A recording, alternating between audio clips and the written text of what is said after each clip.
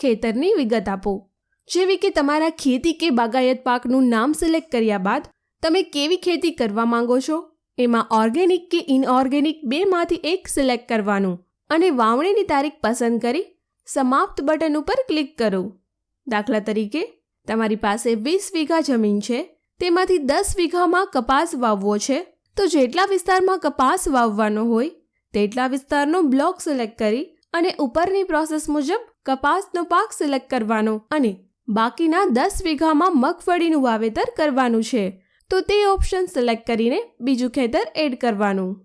આટલું કરવાથી તમારું ખેતર સફળ રીતે એડવીક એપ્લિકેશનમાં એડ થઈ ગયું છે. એપ્લિકેશનનું ડેશબોર્ડ ઉપર તમારું ખેતર શો થવા માંડશે. ખેતર ઉપર ક્લિક કરવાથી ખેતરની વિગતોવાળી સ્ક્રીન તમને દેખાશે, જેમાં તમને છબી સલાહ એટલે કે ઇમેજ એડવાઇઝરી, ખેતરની વિગતો, માટી આરોગ્ય એટલે કે જમીન ચકાસણી, હવામાન આગાહી, જમીનનો ભેજ, પાક આરોગ્ય, LSWI, સિંચાઈ, પાક કેલેન્ડર, જંતુ અને રોગોની ચેતવણી જેવા વગેરે ઓપ્શનો જોવા મળશે. પરંતુ આ બધી વસ્તુ તમને લોક કરેલ દેખાશે. તે અનલોક થયા બાદ કેવી દેખાશે તે તમારે જોવું હોય તો ઉપર ડેમો ફાર્મ અનલોક કરેલ છે, તેમાં ચકાસી લેવું.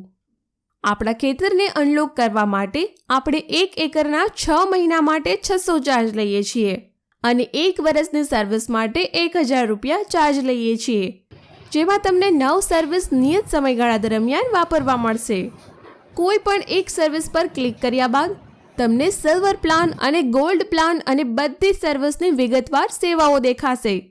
હવે નીચે પેમેન્ટ ઓપ્શન પર ક્લિક કરવાથી બંને પ્લાનમાં તમારા ખેતરની બધી સર્વિસ વાપરવા માટે કેટલા પૈસા ચૂકવવાના થાય છે તેનો હિસાબ આવી જશે.